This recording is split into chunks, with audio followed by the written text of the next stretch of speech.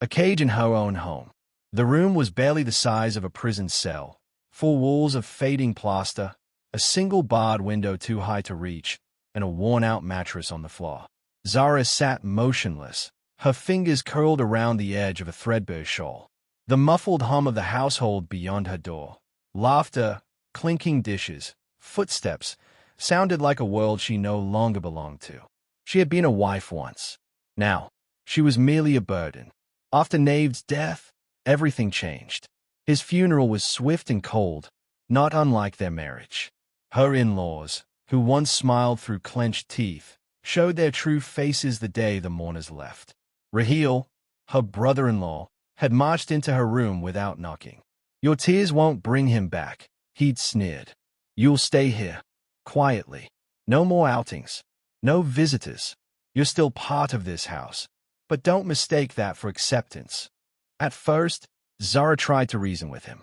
She begged Samina, Nave's younger sister, for compassion. But the woman, only a few years her junior, wielded cruelty like a sharpened blade. They had cut her off from her bank account, taken her phone, and locked the gate from the outside. They gave her food, barely. Some days, nothing at all. But none of it hurt as much as what she found 2 weeks ago. Tucked inside one of Nave's old jackets, she had reached in only to smell what remained of him, was a folded letter. It wasn't addressed to her. It wasn't for her eyes. But she read every word. "You make me feel alive, Anam. Zara will never know. She's too soft, too dull. Being with you is like breathing fire." Zara had stared at the paper until the words blurred. Her husband, her protector, her only emotional anchor in that grim house, had betrayed her long before he died. The realization shattered her last illusion. She wasn't mourning love. She had been mourning a lie. Now, she sat in silence, rage swirling beneath her stillness. The door creaked open. Raheel appeared, tossing a plate onto the floor like she was a stray animal. "Eat before the rats get it." Zara didn't flinch. She only looked at him. Something had changed in her eyes, no longer pleading, no longer broken, just quietly simmering. Raheel noticed. "Don't look at me like that," he barked. "You think just because you used to be my brother's wife, you have rights here? Let me remind you, you're nothing now. We're keeping you because it's cheaper than dealing with lawyers." He slammed the door shut. Zara stayed at the cold lentils on the plate. She didn't touch them. Hunger was familiar.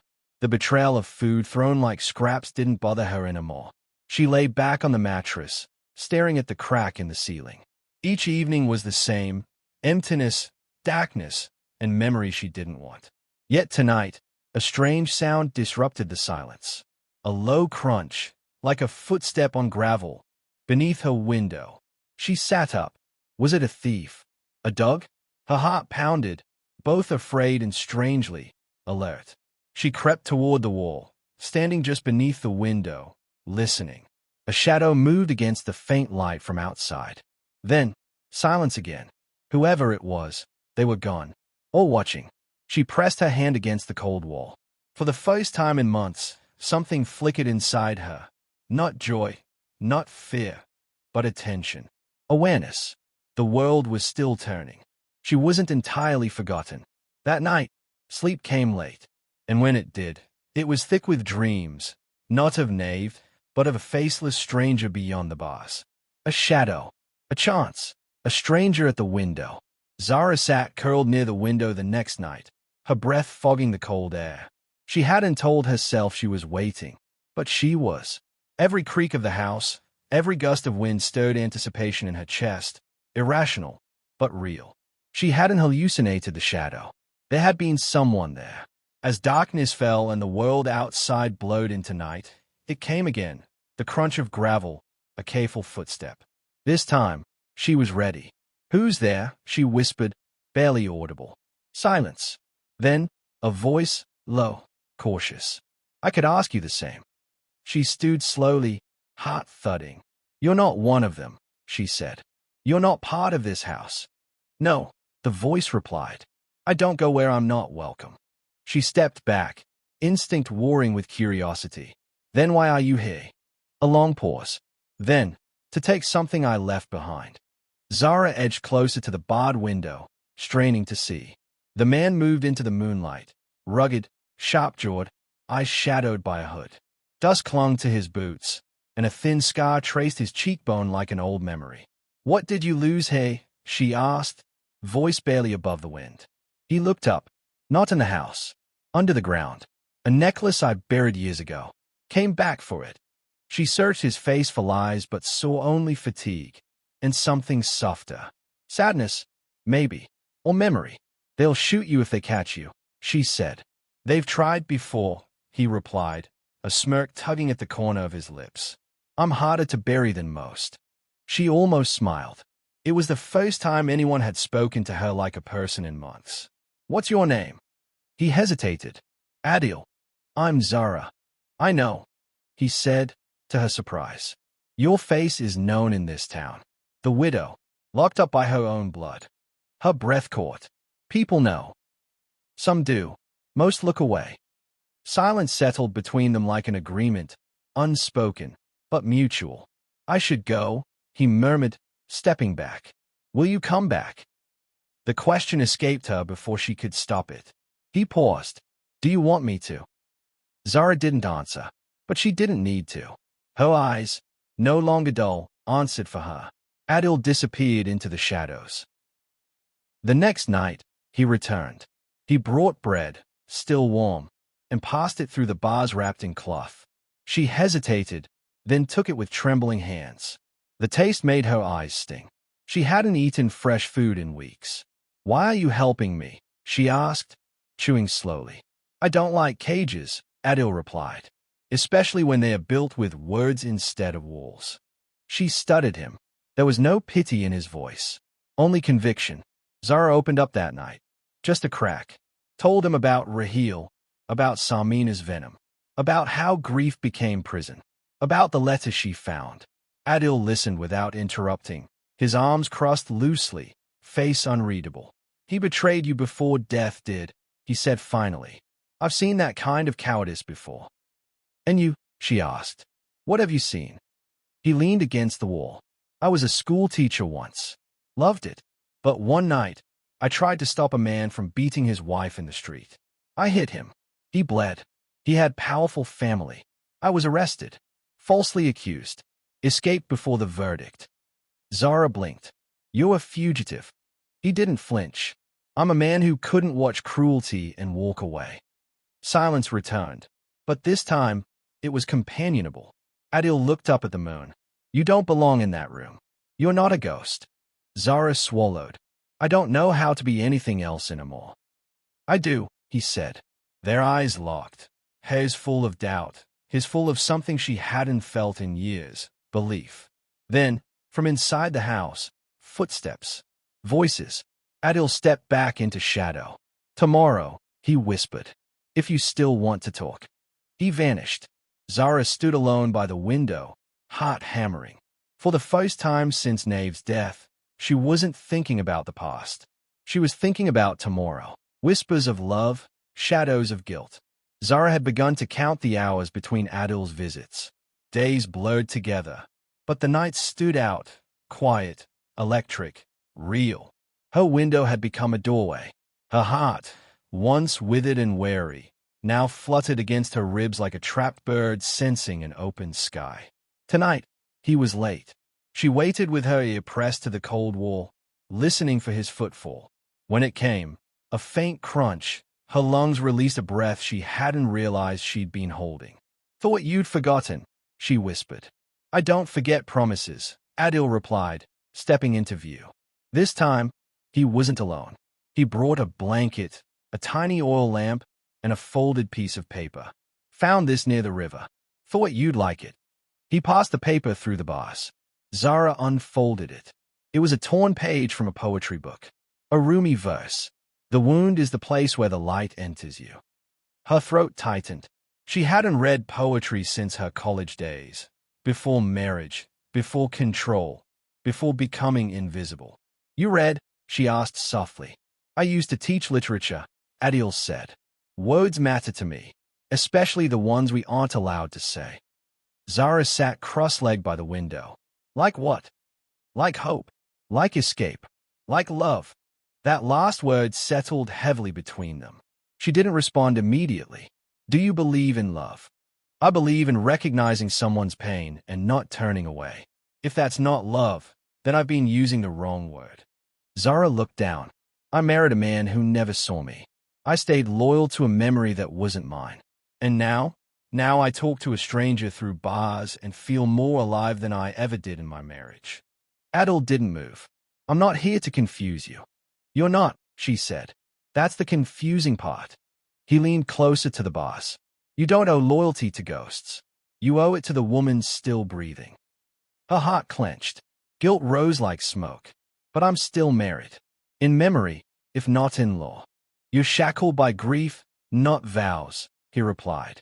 And grief doesn't demand you stop living. She looked away. What do you want from me? Nothing, he said. Only that you remember your worth. Silence lingered, heavy and aching. Then, a drop of rain landed on her arm. Another. A storm was coming.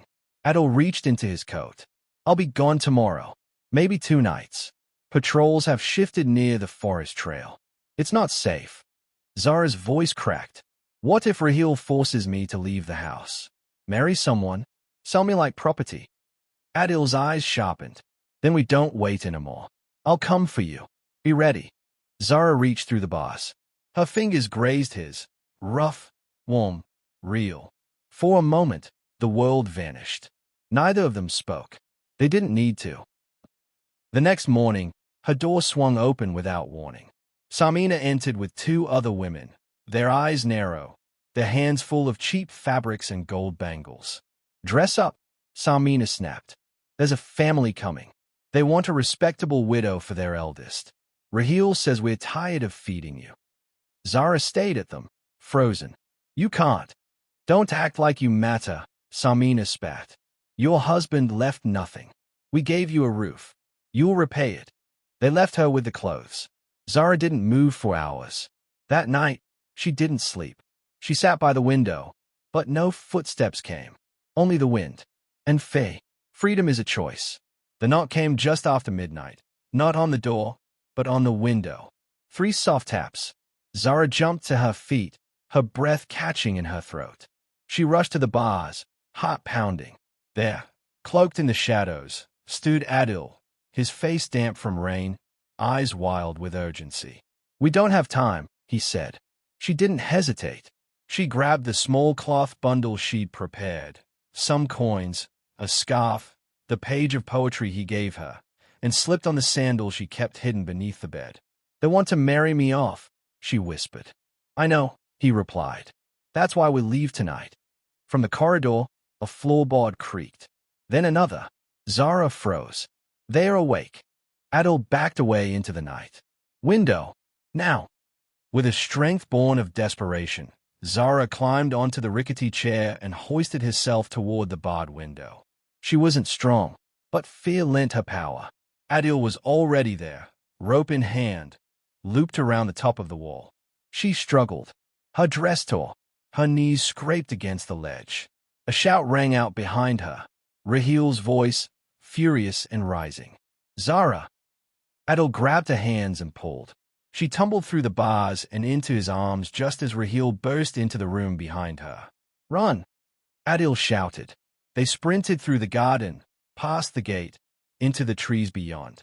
Shots rang out behind them, too. Then silence. But no one followed. Raheel hadn't expected her to climb. He never thought she had it in her. They didn't stop running for an hour. Through brambles, over muddy hills, across a shallow stream that soaked her to the bone. Finally, they reached a clearing beneath the pale glow of a half-moon.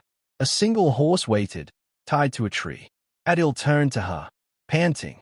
We ride west. I know a place. Zara looked back once, toward the house, toward her prison. The wind carried no voices, only the rustle of wet leaves. She mounted the horse behind him, her arms wrapping instinctively around his waist. They rode in silence. 2 days later, they reached the valley, green, wide, and quiet. A cabin stood at the edge of a stream, modest and weathered, but dry and safe.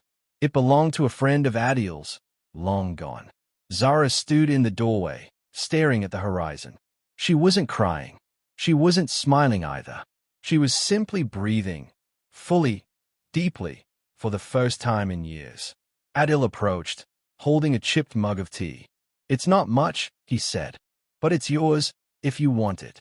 She took the cup with steady hands. "I want peace. That's all." "You've earned it," he said. She looked up at him. "You think I'm free now?" "You're freer than yesterday," he said. "Tomorrow, you'll be freer still." Later that night, by the fire, she asked the question that had haunted her. "Do you think I betrayed my husband?" Adil met her gaze. "Did he cherish you?" "No," she admitted. "Then you didn't betray anything," he said. "You just stopped betraying yourself." His words settled over her like a blanket. Warm, heavy, true. She reached into her bundle and pulled out the poetry page. She read it aloud, her voice soft but steady. "The wound is the place where the light enters you." Adil smiled.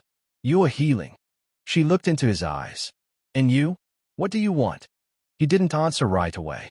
Then, simply, to stay. She nodded. "Then stay." In the months that followed, Zara grew. She planted vegetables. She painted the walls. She wrote in a journal each morning. Sometimes Adil read aloud to her. Sometimes they walked without speaking. Love came slowly, without fireworks, without vows. It came in silence, in safety, in the absence of fear. One evening, she placed her hand in his and whispered, "You didn't rescue me." He looked confused. She smiled. "You reminded me I was worth rescuing."